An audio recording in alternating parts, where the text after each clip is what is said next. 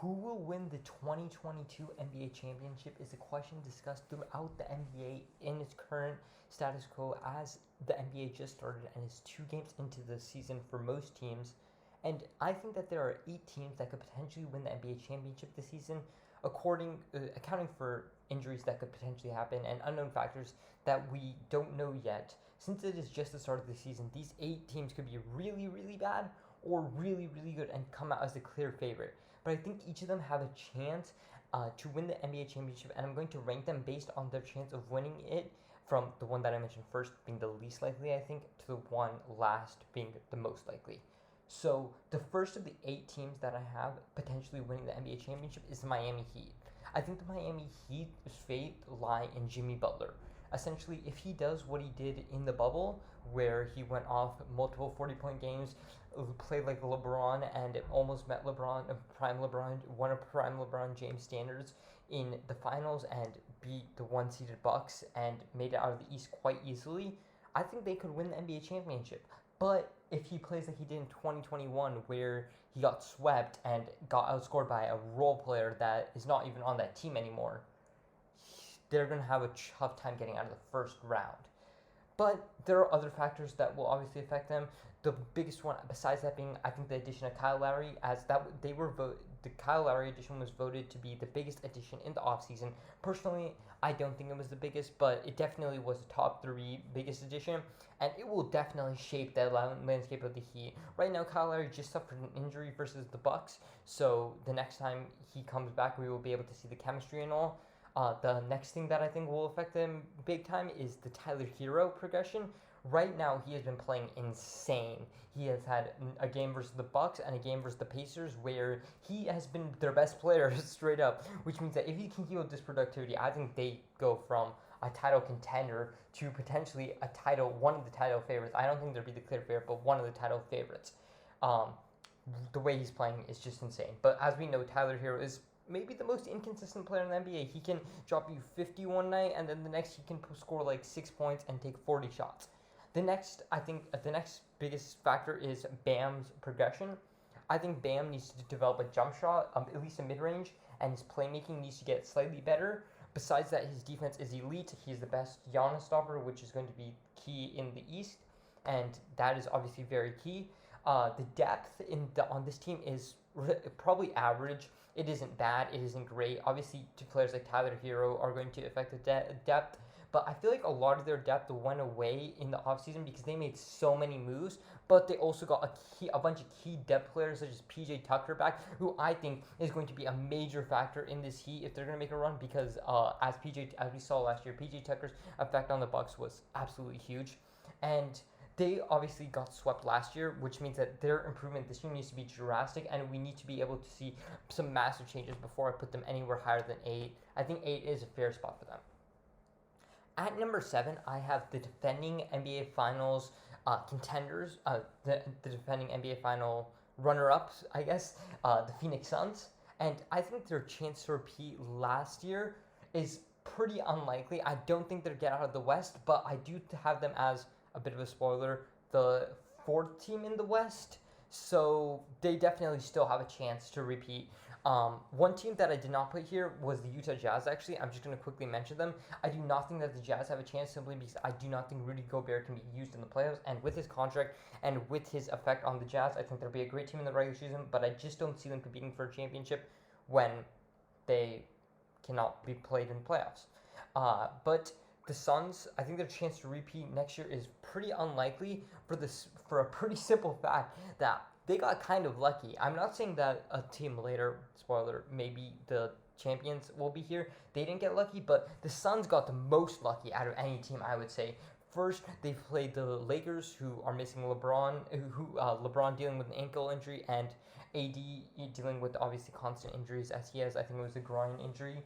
Then they faced the Nuggets, missing Jamal Murray, their second best player, and other key role players. Then they play the Clippers, missing obviously Kawhi Leonard and a couple other players. Then they play the Bucks, the one healthy team, and they get absolutely destroyed. So, and the Bucks were missing Dante DiVincenzo as well. So again, not a completely healthy team. So I think the chance of them making it back like that would require another severe injury bug, and kind of lucky for them, which I don't think will happen.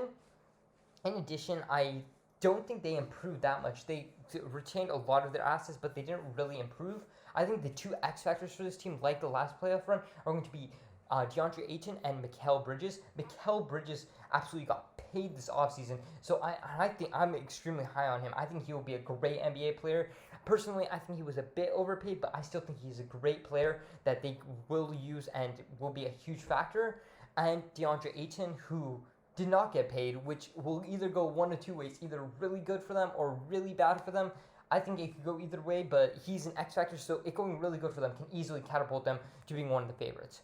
And then Chris Paul in the playoffs, we all know he has a history of kind of being a bit shaky there, so we will have to see that. And Devin Booker's last year playoff run was straight up insane. The chance of him repeating that, kind of unlikely, but we have to see. Next, I have the Philadelphia 76ers, who honestly, it might be a bit of a stretch putting them this high after their last year's meltdown, but there are a couple of reasons I have them here. I first of all think that they are, on paper, a top 6 team in the NBA, which is very important in these rankings because having talent is something that you cannot teach, and, well, to an extent. And they have it. That's something that they're not missing. But there's a couple problems with this team. Number one is Doc Rivers is a choker. That man is one of the worst coaches when leading, and he's choked numerous 3-1 leads, numerous 2-0 leads, numerous series where he's supposed to win, numerous games where they were up many points.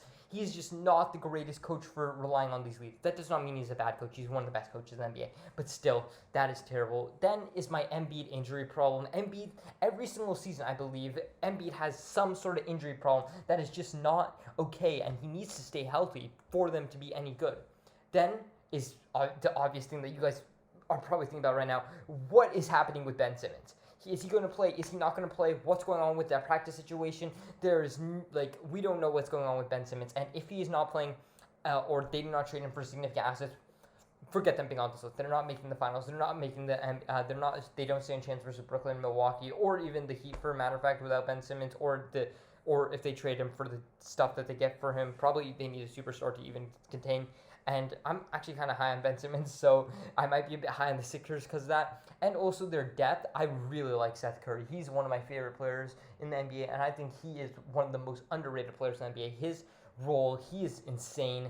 I thought he was the second best player in the playoffs, straight up. Like, he was great. Their other depth, Danny Green is terrible. They need to get rid of him. Their depth is kind of shaky, but I think they're still a strong team. Next, I have the Nuggets, and there's really one factor that I have the Nuggets here. They might be a bit high right now, but if Jamal Murray comes back, I have them as the favorites coming out of the West. They are third on my West ranking, but if Jamal Murray comes back healthy, I think that they are going to make it out of the West for a couple reasons. Nikola Jokic is simply a playoff performer, and he is simply one of the best players in the NBA. Personally, I have him at number 5 in the NBA. That's a separate topic for a separate video, but he is insane. He's one of the best players in the NBA, and I think that they're going to make it out with a healthy Jamal Murray because that offensive star power, as we saw in the bubble, I know a lot of people at the bubble as flukes, but the bubble obviously happened. We saw that star power. They were able to upset the Los Angeles Clippers, who were no joke, and they were able to show that they are an elite team. The one concern that I have with this team is their defense does not look strong. Let me just list you their star players. Michael Porter Jr., not a good defender. Jamal Murray, not a good defender. Nikola Jokic, an underrated defender, but not a good defender. A lot of not good defenders making up this team, which is definitely a problem for them. So I think that's something we have to look out for because defense wins championships. And if you don't have defense, good luck beating some of these teams.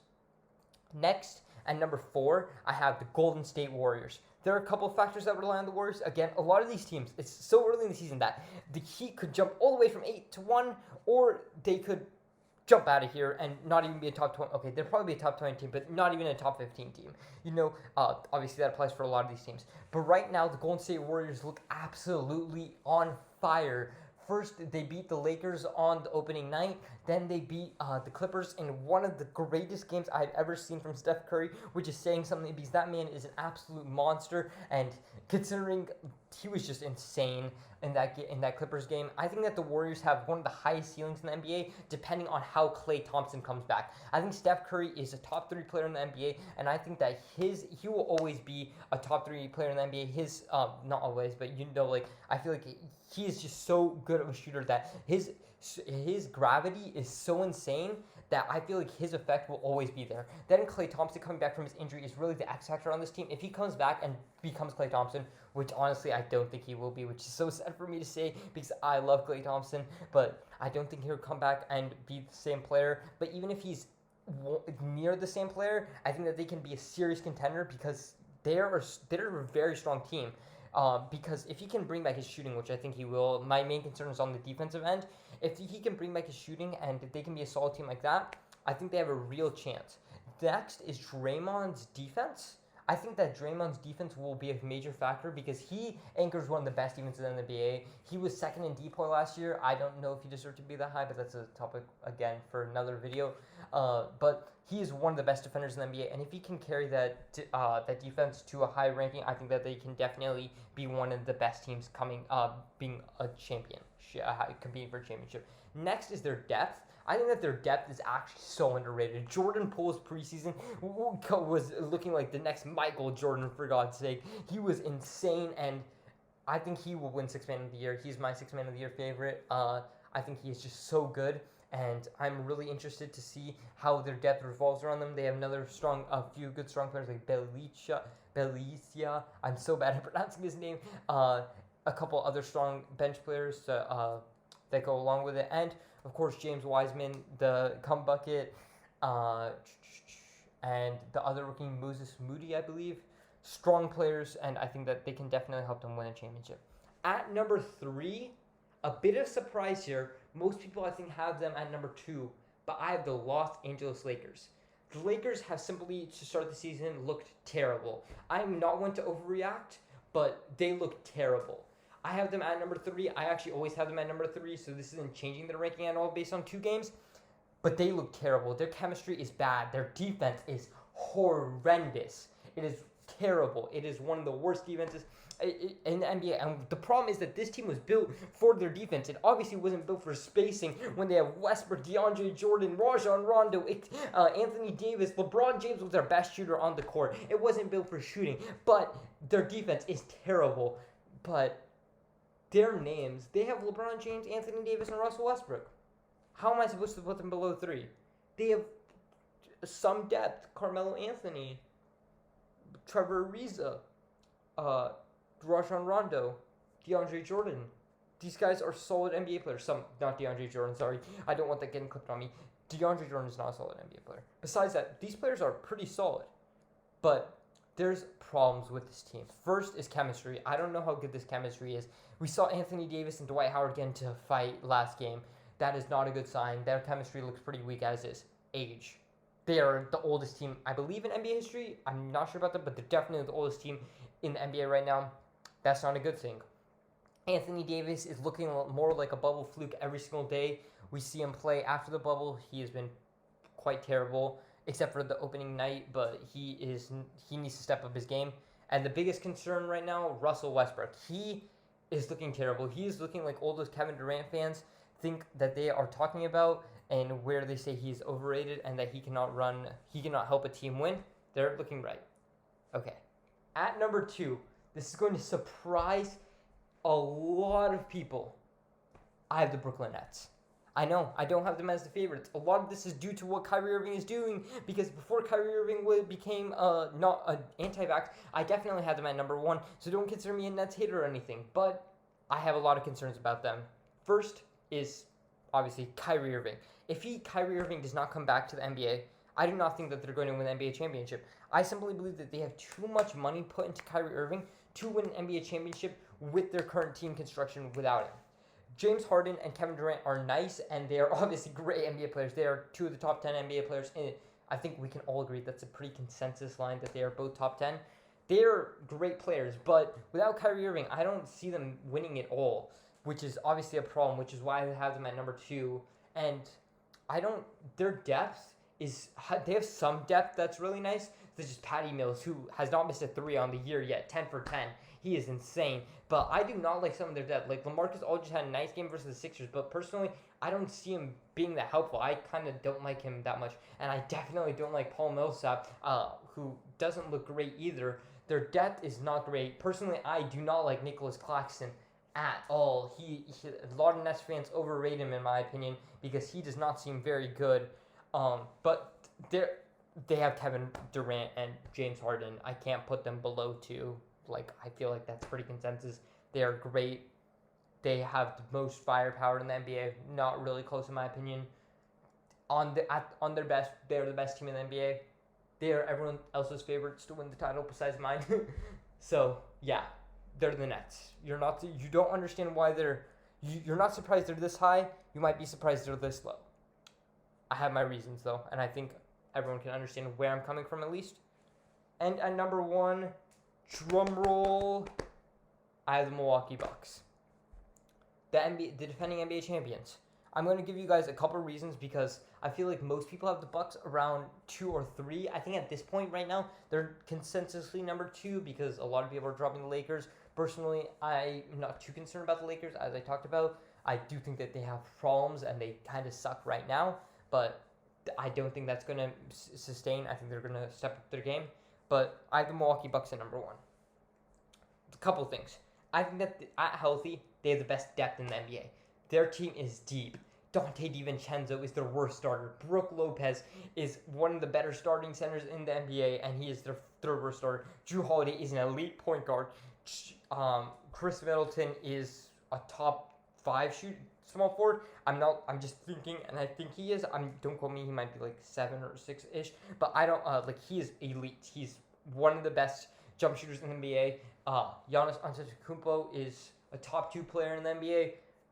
Top 1 player in the NBA in a lot of people's minds. I'm not going to say whether I have him or Kevin Durant, or say that I have both those two at 1 and 2, but they are deep.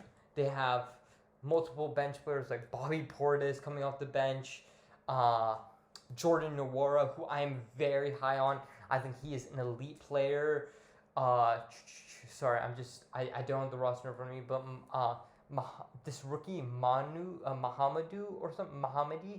he looks really good. He's really nice. A lot of these players are really underrated, nice pieces that I think are going to help them because they do not have the best star power, but they have a lot of depth. Also, Grayson Allen, Pat Connaughton, just coming to my mind. Thanasis Antetokounmpo, George Hill. That's a deep Rodney Hood. That's a deep roster. Like all those players that I mentioned are legit NBA players that are going to get minutes, and I think that depth is good. That depth is going to push them past the brink. Another thing is chemistry. They have the best chemistry out of any contender in the NBA because they've been together since like 2019. This core, besides Jrue Holiday, has been together for a very long time, and they know what to do. And Jrue Holiday's addition fits seamlessly as we saw last year. So I definitely have them at number 1 because of that. And I just think Giannis Antetokounmpo is the best. Okay, I'm going to say it, the best player in the NBA. And I think that if he has jump shot, he has the potential to be the best player. I don't think. Well, he might. This is very random and not part of this discussion, but he has the potential to be one of the best players we've ever seen if he develops a jump shot, which is scary if we've seen it because today he was 1 for 2 from there, and he's been shooting pretty decently from the free throw line. So that's scary. The Bucks did get clapped by the Heat, but that they have been quite injured, which again is not an excuse. You should not lose by 42 ever, but it kind of makes sense. And I don't drop the Bucks based on their second game of the season. I don't drop anyone based on that. I had the Lakers at 3 this whole time. Don't think I'm overreacting. So, yeah, that's my list. Comment whether you agree or disagree. Is there a team that I'm completely missing from this list that should be considered? I definitely could see that. It would be very funny if one team just blasts out of nowhere and wins the NBA championship, and then you look back at this and you're very surprised because I did not get it right. Maybe the Bucks suck. Maybe they're a first-round exit, and I look terrible. But again, these predictions are basically just random guesses at this point in the season. But I hope you enjoyed. If you liked it, make sure to give it a like. If you like the content, make sure to subscribe because I'm trying to grow this channel. If you have any video suggestions, make sure to leave them in the comments. Comment your list of the title contenders and who you think is going to win the NBA championship. Hope you enjoyed. See you guys next time.